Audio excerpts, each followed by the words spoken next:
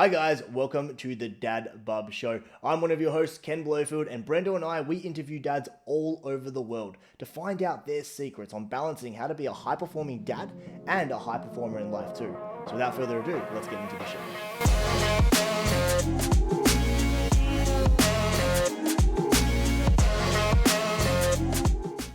All right, ladies and gentlemen, we have a pretty amazing guest on the show today, Craig Gourlay. Now, someone who he's come into my life rather recently, of which when we first spoke, I was immediately drawn to his energy, his aura, and overall love for life, and how him and his partner Rebecca have created an amazing upbringing for their 2.5-year-old Sonny. And Sonny is such an amazingly fitting name for their son, because as I remember the first time speaking to Craig, he mentioned to me that his son was literally the light of his life that brings him energy each and every day. So Craig isn't just a dad, he's the CEO of a global spiritual brand, and his company, with his partner Rebecca, have been featured all over the world in the biggest, most reputable publications and TV shows from Times Magazine, Vogue, and even Oprah. Now, Craig has shared with me previously that his passion is delivering value to his audience, and he knows his purpose is to truly experience what this amazing world has to offer through connecting consciously through nature. Now, Craig lives in a little place in the UK called Glastonbury. Now, if you don't know where Glastonbury is, it's a little town southwest of London. Now, I say little because obviously on the map it just looks little. It could be really, really big, but I don't really know. But it's a town southwest of London and is actually extremely well known for its ancient and medieval sites, and many which is rich in myth, legend, and story. So Glastonbury Tor is a tower-topped hill looking over or linked some way in the kind of story there with the King Arthur legend. And it's been actually said to be that King Arthur's burial place in the heart of childcare around the world. So it's pretty cool. Now, I'm sure I don't need to give you any revisions on King Arthur, the Sword and the Stone, Archimedes and Merlin and all that. But Craig doesn't come from myth or legend. He's here with us today to share some amazing skills in relation to parenting, and what it's like being a high-performing dad, living a high-performing life, running a high-performing business, and most importantly, whilst appreciating that life isn't just about clear-cut, one-sided answers, but the bigger thoughts and questions that open our minds and senses to the mysteries of life, the mysteries of development, and the mysteries of parenthood. So, Craig, welcome to the show. How are you today? I'm great, thanks, Ken and Brenda. Yeah, really nice to connect with you guys and to be on the show. Craig, so before you kick off, I do have two things to ask from that intro. Number one, how big is Glastonbury? And number two, was the myths about King Arthur correct? Two very important questions. So Glastonbury, I think, has about 15,000 as a population. You can walk from one end to the other in probably about 15, 20 minutes. But yeah, it's a smallish town, but we get a huge influx of people who come for Glastonbury Festival, which is obviously like a world-renowned music festival that comes every year. And yeah, it's a really significant tourist destination. So the population is always sort of moving through, and there's a lot of people traveling to Glastonbury. It's a huge destination for global tourists. And then the King Arthur myths and folklore is it's just rooted in so much magic. And, it really does just draw the town together. We actually live across the road from a pub called the King Arthur pub. And, it's right here. It's present. It's the myth and stories are, woven into the streets and the street signs. And as you drive into Glastonbury, it says, "Welcome to Glastonbury." And then underneath that, it says the ancient Isle of Avalon, which, is a mythical, place all rooted in the Arthurian stories. So what you're telling us is that we should be changing your name in the show notes to Craig Merlin Gourlay. Is that right? So look, it's very funny you say that, Ken, because on a short list of names for Sonny's name, I did have Merlin as a potential name for Sonny, but Sonny won out. So it's a great name. All I got to say, Ken, I'm just impressed that you nailed that intro, man. I'm just sitting here, obviously horrible student at school, and I'm thinking either you've really studied for this or you just know everything about geography. So I'm super impressed with your knowledge. But Craig, kicking off with you, so straight into it. So you left your full-time job 4 years ago to embark the journey into business and the things that you're doing now. So what made you, what are you doing exactly, and what made you take that massive leap? Yeah, so look, I lead a brand, a spiritual brand, and we're all about inspiring people to live a soul-led life. And yeah, look, I got to a stage with my career, I suppose you'd say like fairly academic at school and university, and did that path, right? And that path led me to the big city of London, and to the big accounting firms there, and then the big banks there, and it's sort of, you get to a stage, I think it's pretty common, sort of mid-30s, and you sort of ask yourself the question, like, am I really drawn to doing this, or am I just like enjoying certain parts of it, like the camaraderie and the friendship and the growth and the development, the work that you do. But maybe there's more to this whole game. And yeah, I was, very fortunate, I suppose, to have a partner who had a business that was developing. And yeah, we sat down, in our small 1-bedroom house, in London. This is probably must be about 7 years ago now. We sat down and we said, look, yeah, let's create a little, just a little like succession plan for Rebecca's business to grow, and for me to perhaps, leave my city job and come and join the company. And then, yeah, like a few years ticked by, and the business was growing without me in it. And then, yeah, we agreed to really put that in place. And what I actually did, and no one knows this, but for the last year of my job in the city, I actually did formally wear the hat of finance director in our business now. So I got right in there, and I took accountability for all the numbers. So I got to know our business, and then I told my friends and colleagues in the city that I was leaving and taking this new step. So I sort of bridged it for a year, which made the leap less of a leap. But then, walked away from the city. And the other sort of funny part to the story was, like, I was progressively growing my hair.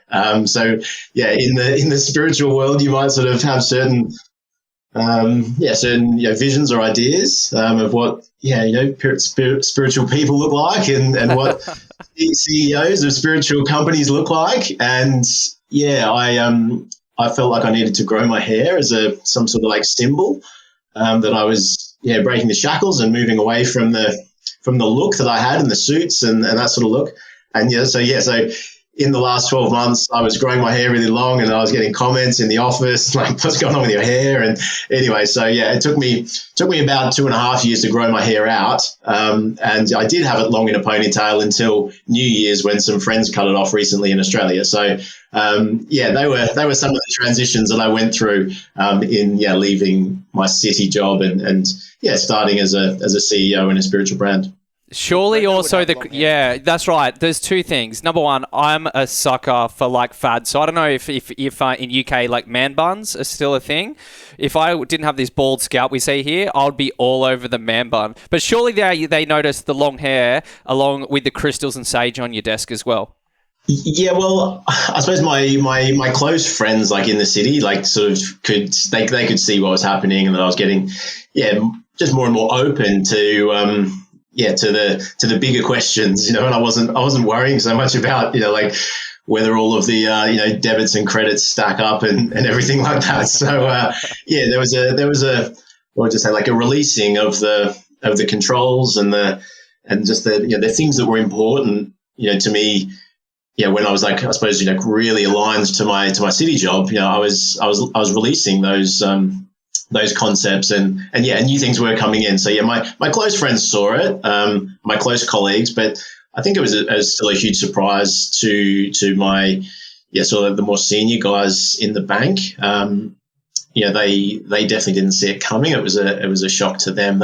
People in the bank tend to think that everyone's in the industry for life, and that they're going to climb the ladder, and everyone's in that mode. It's climb the ladder modes, so people aren't looking around for people who are likely to jump off, Yeah, you're dead right. I mean, in those big banks, you've got all those ascension or succession plans already built in place there, and that you get stuck in the bullpen, you work 70, 80 hours a week, and that kind of transitions you into the next level where you just work harder and harder and harder. Now, I want to circle back. Look, Brendo, he would have long hair if he could. He's manifested so hard that it stressed himself out. He lost it all. But so like, obviously your position in the bank and learning all those skills in the accountancy space has been pivotal for, you know, your partner's company's growth, your business growth now today. But obviously, jumping into a business, you have to obviously be connected, and you have to understand the mission, you have to understand the vision, you have to live the values for you to really kind of make impactful change in the company. So my question to you, Craig, have you always felt connected spiritually, or what created that spark to, you know, just connect with the world around you? And then how did you bring that into Rebecca's business? Yeah, sure. So it's really cool. And what it comes down to is words, just being able to articulate, you know, words and express things that are actually there in your life from a very young age. And as you get a bit older, you get the vocabulary and you can articulate things better, and you realize actually, like, I'm actually, more this type of person than that type of person. And the story that I go to is just Lucky Charms. So I always had Lucky Charms. So I'm a cricketer. Like, cricket is like certainly a childhood passion, and now it is right up there with my favorite pastimes is to watch cricket. But yeah, like going off to cricket, I'd always have my Lucky Charm in my cricket bag, and I wasn't overly protective of my Lucky Charms. My Lucky Charms kind of just rolled with me. I respected them, and I respected what they did for me. But I'd have a Lucky Charm was thrown in the bag at the start of the season, and it would be rolled around in there with, the gloves and the pads and the helmet, but I always make sure that it was there at the end. I'd pack up my kit and Lucky Charms in the bag, and so I had this belief that, my Lucky Charm was a crystal, was a small little like quartz crystal, for many seasons, and certainly when I played cricket, seriously, that was my Lucky Charm. I didn't think too much of it. I just thought it was a rock or a stone that I think my mum gave me, or I picked up, around the house, and I made it my Lucky Charm. And it was only many years later that I, really, started to, realize, well, actually that Lucky Charm, was sort of symbolic, and, the crystal actually had some meaning. And, so I think I definitely always had the openness. I think I'm an open-minded character, even though I'm like very focused and I am set in my ways. When I create a plan, I'm like, well, we're going to deliver the plan. I'm extremely open and happy to sort of hear what could be possible. So having a Lucky Charm, was always something I did, and then I started to realize, well, actually, there's a whole world here of things like the healing powers of crystals and the energetic powers of crystals and all this information that people call spiritual. I was doing a lot of it already. Yeah, it's like almost unconscious awareness to it, right? So it's like you've built conscious awareness to the fact that you're already doing that. Yeah, that's it. Yeah, and it was being able to label, and just as I became more, more associated with like the spiritual industry and the spiritual brands, I was just like, pick up a few books and flick through them. I'd be like, hey, I'm already doing this stuff, like the sort of like the visualizations and the the meditations, like it was all stuff that I did. Like, we were coached to do visualizations, in cricket, and we were coached to do visualizations in football. And so like a lot of these practices that people call spiritual practices, like I was taught it by a cricket coach. It just brought a new lens for me, and I was able to really own and I'm on my personal journey as someone on a spiritual journey. I have been doing spiritual practice for 453 days. It is now, day on day. That's something that I'm seeking a lot of, personal satisfaction and personal motivation around. At the moment is that I'm really committed to my daily practice, and I am now, labeling it. I say, well, that's my spiritual practice. But I didn't for many years. It was just something that rolled around me in my life, but now I'm owning it, and I'm getting a lot of a lot of motivation out of saying and sharing the message. 453 days of spiritual practice. So good, Craig. So obviously we're a dad podcast. We love to find out about high-performing dads and dads in business and this magic of balancing it. So let's set this up so we can start to talk about that part of your journey. So first of all, two parts of this question of when you first became a father. So what situation were you in at life at that point in time? And when you found out you were about to be a father, what was that like? Yeah, that's a great question. So the situation in life was Rebecca and I had moved to Glastonbury. So we were, we'd gone into the business together. So a spiritual business being run from one of the spiritual sort of homes of the world. So we were very aligned there, and we also found a home which we both loved. Like we were struggling to find a home in London, and we were seeing lots of properties, and we just couldn't find one that really spoke to us. So we took a trip to Glastonbury, and we found a home, and we were both like, wow, like let's offer on it. So we found a home. We felt very, very grounded. So we weren't sort of seeking, and I was still coming off this lifestyle of sort of the city life, climb the ladder, work hard, play hard, all that sort of stuff. And finding home or finding a home, and then feeling very grounded, and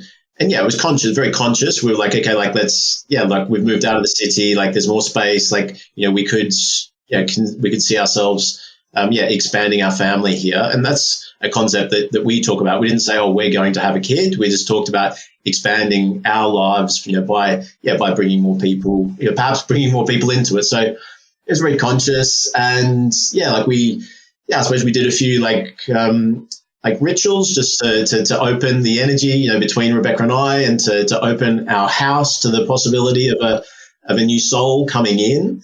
And so these sort of gentle openings, and just little rituals, lighting a candle, having an altar space. So just having a shelf on our bookshelves at home that was just calling in the gentle energy of a new soul, and just being really open to that unknown coming into our lives. And then the magic happened. And I don't actually remember. I know I do. Yeah. Rebecca, we were just sitting I was sitting at the dinner table, and Rebecca came in with a pregnancy test and showed me, and we hugged, and I was like, wow, I'm going to be a dad, and I knew at that moment, I was like, this is exactly this is a new path, and where I'm ready to step into that path. So I was nothing but joy for me at that time. Yeah. What was your initial first reaction though? I can tell you mine, but I'll start off with yours. Yeah. So my wife left early in the morning because she went and trained every single morning, and I knew that she was very nervous about taking this test because we had 4 cycles in a row that she thought she might have been pregnant. She wasn't. So by this time, she was very, very nervous, and she was putting it off. And I completely, the night before, she was eating ice cream and cucumbers, and I looked at her a bit weird, and I'm like, hey, maybe you should take that test now. And she didn't want to take it. So anyway, she woke up, we went to bed. I completely forgot about it. She woke up early in the morning. Just as she was leaving, I woke up, went straight to the bathroom, was half asleep, and there was a test on the bench. And I looked over it in my groggy eyes, and then saw 2 stripes on it. And then I had to work out if that was, you got a baby. And then I clicked, and I'm like, I think that's a baby one. So I walked out with it as she walked, as she was walking out. She goes, yeah, I know, and was all excited. But then she walked out, and that was it. My first thought, and I'm sorry, I'm going to swear, was literally, oh, you can't fuck this up. That was the first thought. I think it was a sense of responsibility. Yeah, I think I felt a sense of responsibility, but I felt very grounded. I was. I guess I was 39. I felt like, I was comfortable in myself, and I was ready for that responsibility. And I was also ready to receive the love from a new soul. I I felt very still and steady. And I remember hugging Rebecca, and just whether I said it or not, I can't quite remember, but just really feeling like, we're in the right place now. Like physically, we're in the right place, in our home, in Glastonbury, and yeah, like we were on the right path in our journey. Like it was the right time in our lives to start our family. That's pretty amazing, right? Because for me, Brennan and I have talked about this extensively, and not just about the first moment finding out, but also leading up to the days of delivery or birth. And Brendo and I both went through a huge experience of education and different types of alternative, let's call it alternative ways of childbirth. And it's funny that we talk about alternative, like water birthing as alternative, where that was like the prime way it was done back in the day. So it's just crazy that things have kind of gone topsy-turvy. But, for me, it was such a surreal moment because it didn't feel real. Like when I saw it, I was like, this isn't real. Like I almost had a sense of, when someone dies, you don't actually believe they're dead yet, right? So it's like this, I didn't actually appreciate what was going on. And it was only until like maybe 6 months in of Kristen being pregnant where I'm actually seeing everything really develop, and she's getting bigger, and her diet's changing, and the needs and demands of her are changing. And I'm like, wow, this is really, really different. And then weeks up to the birth is when there was a triggering moment in my head where it's like, this is your responsibility. You can't go anywhere. Very much like the same moment as Brendo, except this is like 9 months in now at this point in time, where I'm like, you can't fuck this up. You can't go anywhere. You can't, you have to make money. You have to provide. Like there was this instinctual drive that kind of, flooded me emotionally and spiritually almost. And so my question to you, Craig, because that's something that happened to me, and I know it happened to Brendo in a similar way as well in relation to like this moment of feeling the need to provide. Did you have a similar moment in your life? Like you were probably in touch with yourself more than myself or maybe Brendo as well. So was there triggering moments for you? Did you feel this over need to provide, or where were you at in your life?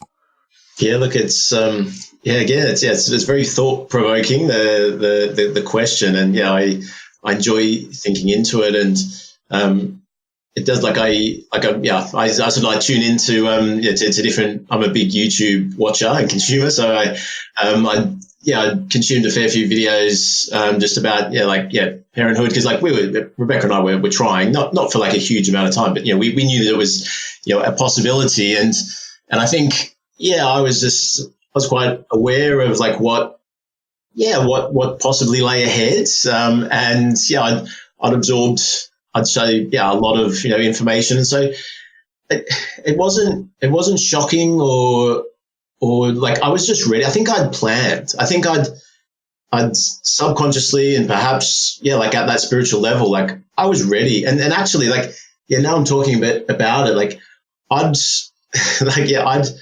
I sort of had two things that I poured my energy into in my life, which was my work and my cricket. And at cricket, it wasn't just my cricket; it was the cricket club. And when we moved to Glastonbury, I retired from cricket, and so I made space in my life and so retiring from cricket was a big deal for me. Like I took it as like a part-time job, and I took it very seriously and brought some really strong values to the club that I played at. And I in sort of saying goodbye to cricket and literally going through like a leaving process and an ending process, which did have all sorts of like ups and downs for me. I think I made space for there to be this new shape. It's this new whether it's a new soul or there was something. I was ready for something, and so.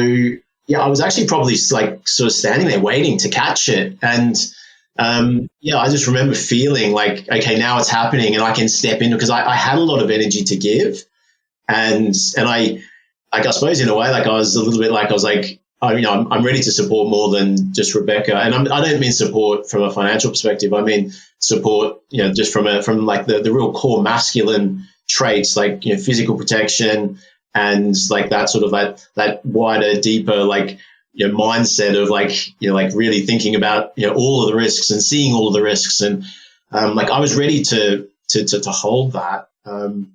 So yeah, I didn't. It's interesting to hear. Like, yeah, the three of us have had, you two, the same experience, and I've had a different one. But yeah, I was nothing but grounded and ready. But to pick up on one of your points, Ken, like, I then went into a learning process where new information and like real eye opening stuff came through, and yeah, like that was a beautiful process. Like the When you Sorry? say that, Craig, when you say that in terms of like new information, new questions coming through to your mind, was that Googling what age can my son start playing cricket, or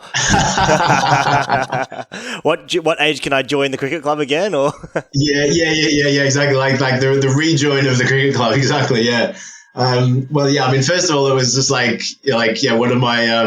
Like what are we doing? But like the new information that came through for me when we got pregnant and we sort of started on that journey was I suppose you'd call it like sort of birth coaching and people whose whole like purpose in life is to bring new souls into this world in a container that's held and safe and just being able to like zero in. Like I used to think it was just like, yeah, you see it on TV, you see the woman laying on a bed in a hospital and a bit of pushing and then baby's crying and then to really go through it and have a first-hand appreciation of what's happening, and then the throughout history, like the stories and how different cultures go about different parts of the pregnancy and then the birth, and I mean just fantastic stuff, and and stuff that I was very ready to hold again, like because we'd found a home and we bought a 3-bedroom house, and there was only 2 of us, so we were sort of ready to just expand a little bit, and probably the most tangible thing that I came across was breath work. So we had a birth coach who primarily worked with Rebecca, but also worked with me on, and this is like quite an amazing concept. Like the work wasn't about the birth that was coming, so like Sonny's birth, and it wasn't just about Rebecca giving birth. The work needed to be done by anyone who was going to be in the room, and the work needed to be done around their birth. Because if you have birth, or the concept, I'll just call it a concept, or the theory, is if there's any trauma around your birth, then you're going to bring that through and it would carry through into the room. So when that scenario happens, if you're witnessing another birth, then the trauma from your birth would or could flow through.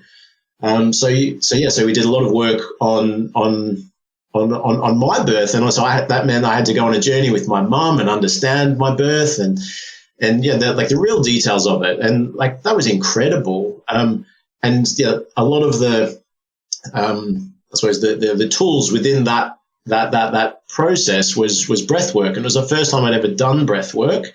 And again, this is one of the things that's like breath work's definitely a spiritual practice, but I got connected into it through learning about childbirth, and that brought huge sort of blossoms in my life and in my understanding, because I connected the dots that like I love running as well, like as something to keep fit. I love running, and part of the reason I love running is it gets me into this like state where I breathe heavily and I completely get out of my head and into like a meditative Zen state where I'm just completely chilled out and I feel completely refreshed. I go for a long run and come back, I've got more energy, like what's that about?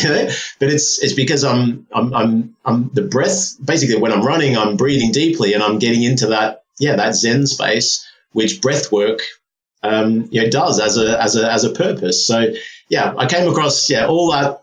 There's so much new information and was just blown away by it all. And actually that's when I really started to own. Again, it was the birth coach that we worked with, and she just said to us, like, it's the most natural thing in the world. Like giving birth is the most natural thing in the world. And if you think about it, I mean, it poses the biggest question of all, like, what was the first birth? Where did we all come from, right? But like, I tell you, there wasn't any complications at that first birth or the second birth or the third birth. There wasn't anything extra. There was no doctors and there was no, like, it was just pure nature. It was just pure nature, and it's completely natural to give birth. And grabbing that concept, or being introduced to that concept, that you don't need anything outside of you, was hugely empowering for me, and really like opened up my mind. And I was like, wow, the nature, connection really came through for me at that point. Yeah. Yeah, I love that. So there's a few takeaways from that which I really picked up. Number one, if a dad to be, not a dad yet who's gone through a birth experience, is listening to this, and you've watched ER or some of these shows, it is not like that. It's almost very hard to explain, like a psychedelic experience. It's almost very hard to explain unless you've gone through one yourself. But I know that Ken and myself, we also went through a lot of things. So me and my wife, we went through hypnobirthing together, not her. Everything was done together. She did a lot of meditation and breath work. I did my own stuff as well, which immensely, even post being a dad and everything that comes with it, breath work, meditation, yoga has been super important for me too. So I think that was some amazing stuff and some really good takeaways.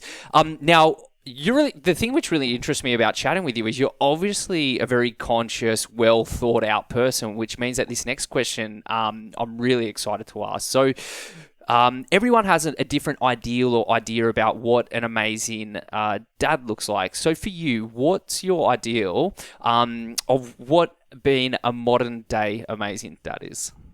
Wow, that's You could take it as so deep or as shallow as you want. yeah. So I suppose if I do have a picture in my mind, so like I take off the sort of the aesthetic side of it. For me, first of all, like there's a strength to a modern day dad, and I do mean a physical strength. So like for me, that means that I do prioritize moving my body, and I prioritize moving my body in specific ways to make sure that I have strength.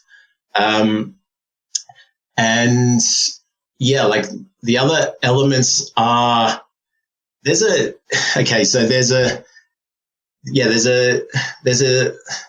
real openness in sort of the modern day, or my vision of the modern day dad's ability to communicate. So it's listening, like to it all, including the newborn when they become verbal, and holding all of those conversations, and having an abundance of time, even if you don't have time, like the appearance of an abundance of time to connect. And I think that the first step in connecting and being this modern day great dad is either having an abundance of time or having the appearance that you've got an abundance of time to connect. And that means listen. That means being on the floor with your kids, like playing with them on the floor and looking at them, like just a couple of centimeters away, and hearing what they say, and wrestling with them and playing with them at that level. Then it also means holding the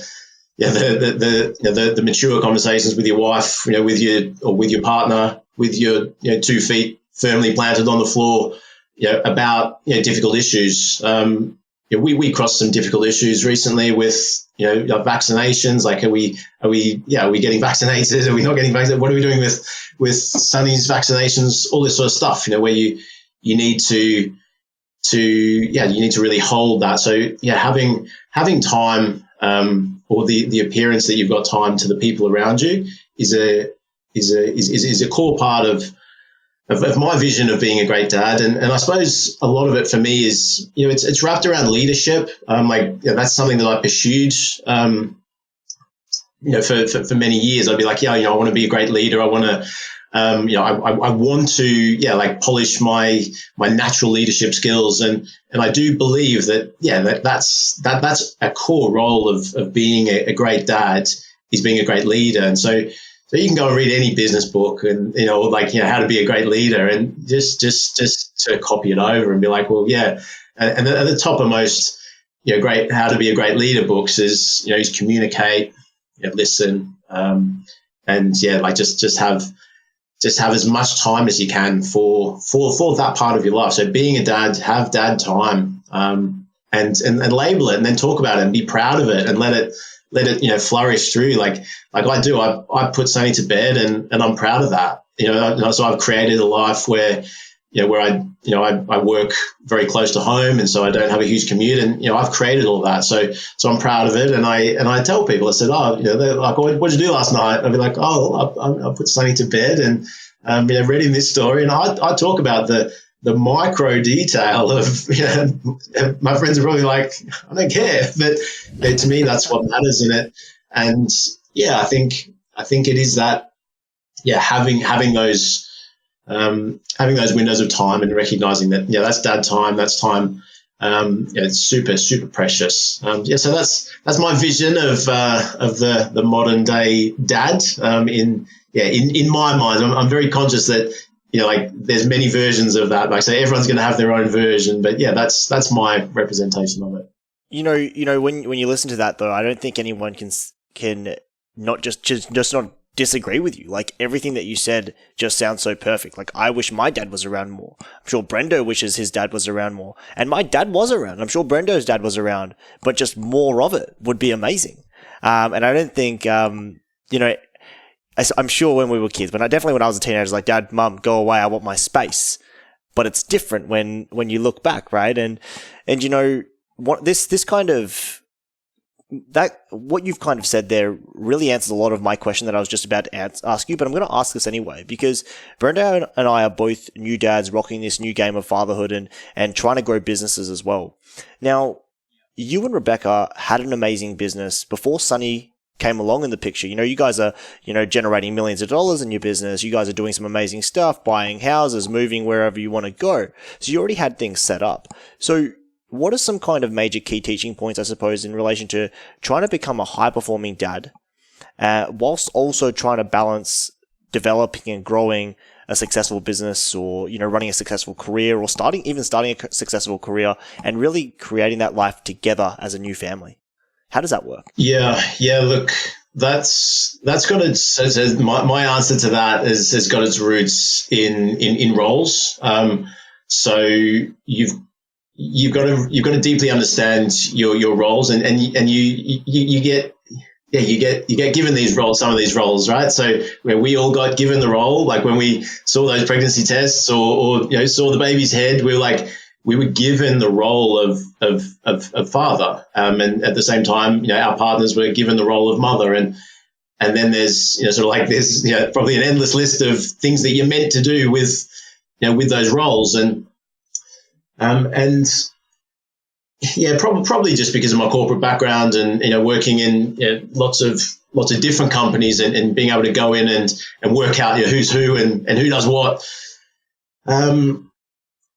Knowing who does what in your household, critical, right? Like, if you don't know whose job it is to, buy the nappies, for example, versus, change the nappies and empty the bins, like, you just, you're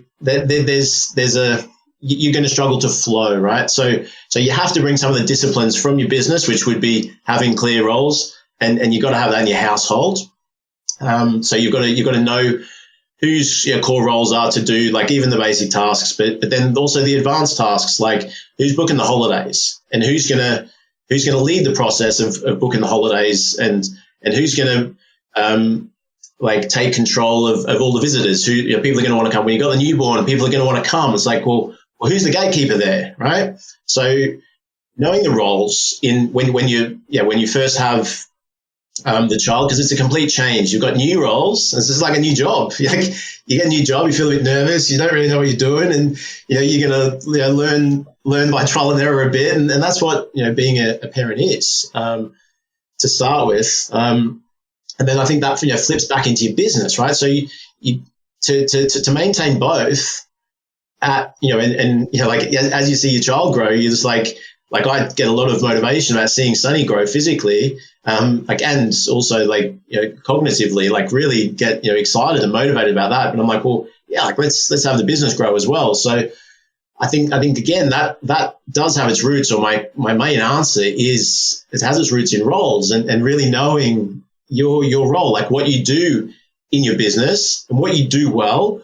And then, like, to put it really simply, like, ship in the rest, like, do your core bit well, like, get the rest in, get great people, like, get great third party, agencies and contractors and that sort of thing, get them in, motivate them, treat them fantastically, treat them like they're, full-time employees and that you want to work with them forever, which is just something that I do. And the two things can absolutely go, together. Like, so you have, your family grows and your business grows. I think that's, and in my role as CEO of our business, our brand, I think that lent itself very clearly to me being a dad, because I sort of, I stepped into it. I was like, right, I'm leading the family on certain fronts, and I'm leading the business on certain fronts, and on all fronts, I suppose, as CEO. So that brought a lot of clarity for me, just knowing the roles. And I think that's that's my core sort of like message to anyone looking to do it is know your roles. And if your skill set doesn't align to a role, like, don't try and learn it. Being a new dad, it's not time to go and learn how to do become a copywriter, or to learn how to use Adobe Suite to do some design work. It's not the time to do it, right? So just recognize other people have these skill sets, and just free yourself up to invest in that. And do invest. Like, when you work with third parties, like, search for them, take time to search for the right third parties, and then connect with them, and tell them your story too. Tell them, hey, I'm a new dad. I need some help doing my design work, or I need some help, but I don't want help just now. Like, my family's going to grow, and I want you on board with me. So I think there's a bit of a message there too, is like on your business side, like, use the story. There's huge power in it. Lots of people, actually, I became closer to a lot of people, by sharing with them, like, hey, like, I've my wife's just given birth to a son, and just telling that story on the business side, I think definitely brings a human element of connection and communication. And Ken, to that point, like, our relationship flourished when Sonny jumped in on a call that we were doing, right? So So good. Ken, I want to delve into that a little bit deeper. So I'm going to move away from what I was going to ask, but you can push forward after this one. So you mentioned that you work not from home, so you work at an office, but that's close to home. Now, also, you're in business with your wife. So one thing I want to know is how you guys structure your days. Do you utilize daycare? How do you guys work and operate this? And if you do work away and you're not with your child through the day, do you get a sense of guilt from that? Do I get a sense of what? Sorry. Oh, guilt. So I'll answer that bit first. And it's an absolutely clear, like, no. And like, I don't feel any guilt for being, like, I'm in my office, right now. And this is like, I'm fueling, like, the life force that's flowing through me, when I'm in my office, sort of like, just to say a standard business day, like 9 till 6, the life force that's flowing through me and that I'm generating, like, pushing back out into the world is maximized. I then go home and, then, like, I can bring that, bring that sort of satisfaction and that personal drive, to the family, container. And we do talk about it a bit. We call the office, even though it's just it's a residential flat about 6 doors up from where our house is. So we work in the office, and I try and keep these boundaries pretty clear. I do all my work. I make all my decisions in the office. I do any, like, analysis, like numbers, and I probably never opened a spreadsheet, at home.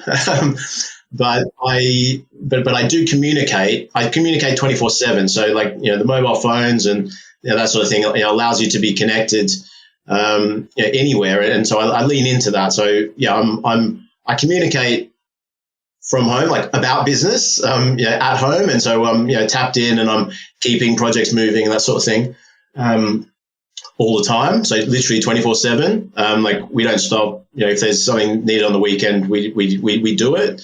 It just depends on the priority, right? But, so communicating all the time, but physically I don't take my laptop home. Like that's a big line in the sand, right? If I take my laptop home, then it's a very rare occasion. I'd say it's, maybe, and it would be like just for a night, but, it might be like 5 nights in a year I'd take my laptop home. And it's because I have to do something at a certain time. But the communication I see as 24/7 because I love moving things forward. I love delivery and I love finishing things, and I don't want to be the blocker ever. But that's not out of like stress or like if I block plenty of things because I'm like it's not a priority. So, but it's not to say that I'm just constantly on my phone when I'm at home.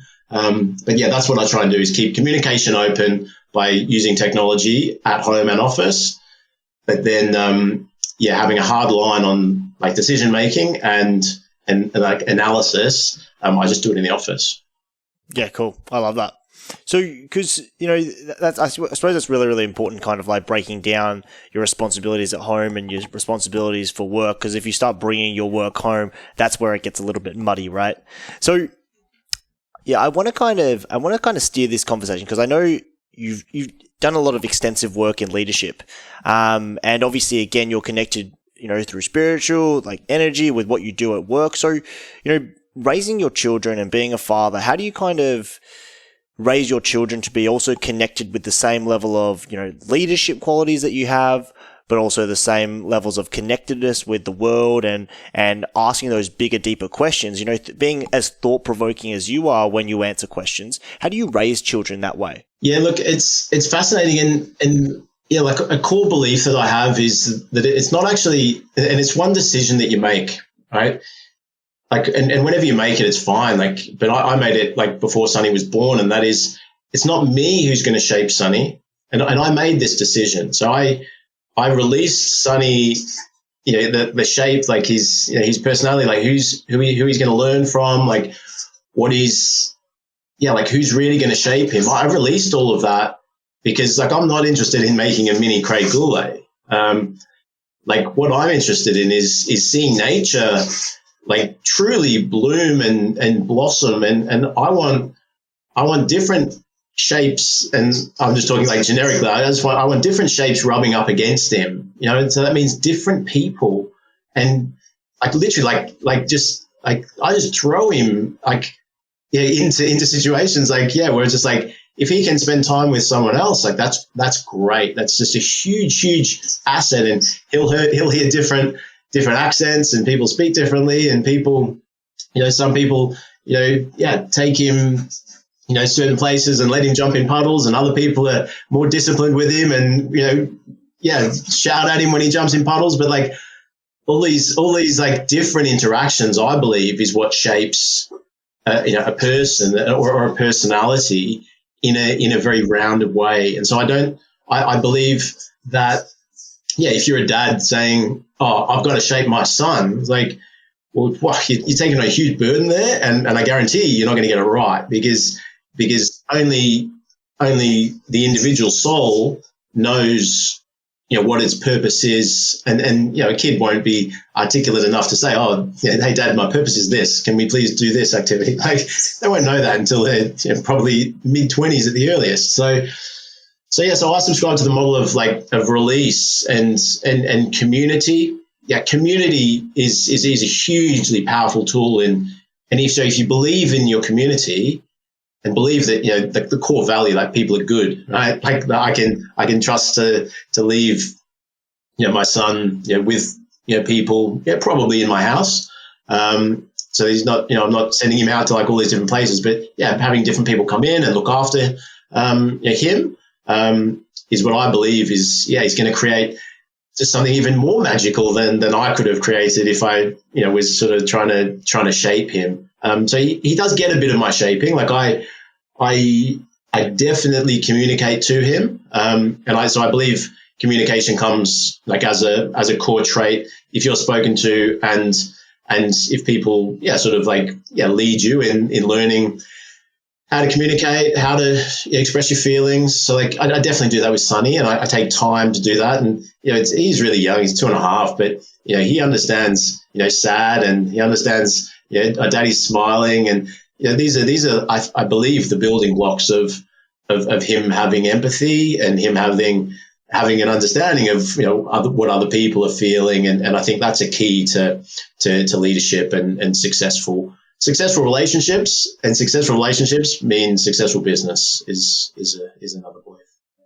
Yeah, so good. No, that's awesome, Craig. Now, I know that we've taken plenty of your time, so we're going to finish off with 2 closing questions that we ask every episode.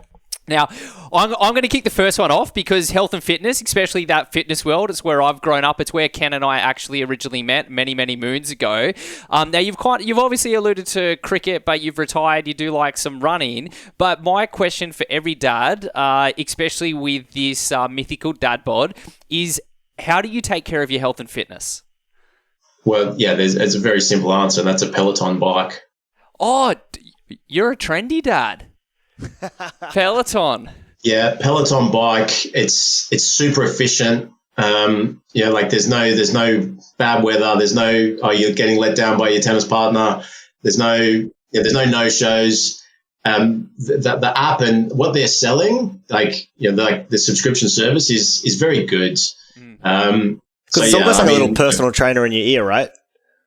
It is. But it's also like, it's motivating to see all your stats and all that sort of thing. And so we have, I bought the Peloton around when Sonny was born. And I was ready for that because I was looking for ways to get the most out of the time that I had. And I was like, right, I don't want to be going to the gym. I want to just bring the core, like functionality of a gym. I want to just bring it into the house. And Peloton, it's a great product. And so I sit on that. I do it every third day, and I just do it. Yeah, we'll put Craig's affiliate code in the show notes below. Yeah, no, I was actually going to say, so if Sonny's 2.5 and you got it just around when he was born, you must have got it just before COVID lockdowns, which means that you just beat the supply chain issues because Peloton went booming.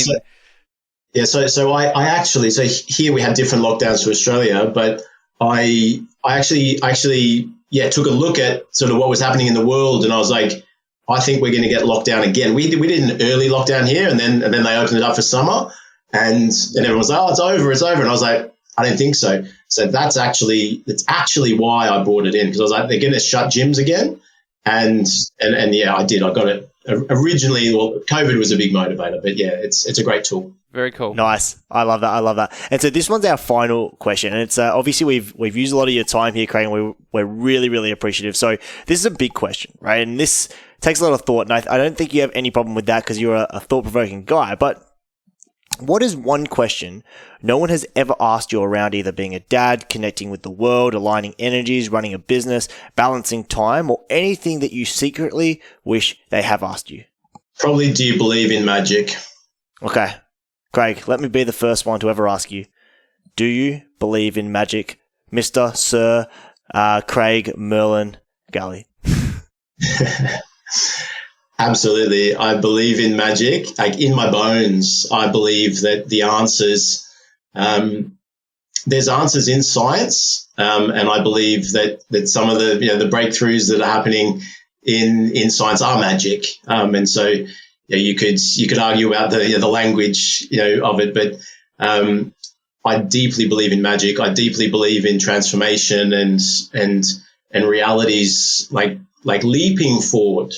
If you think just generations ago, like the technology that we're using, our grandparents couldn't fathom it, and so to them that's magic, right? So I deeply believe in magic. I've always been attracted to witches. So Sabrina the Teenage Witch was my crush as I grew up. Love it. And so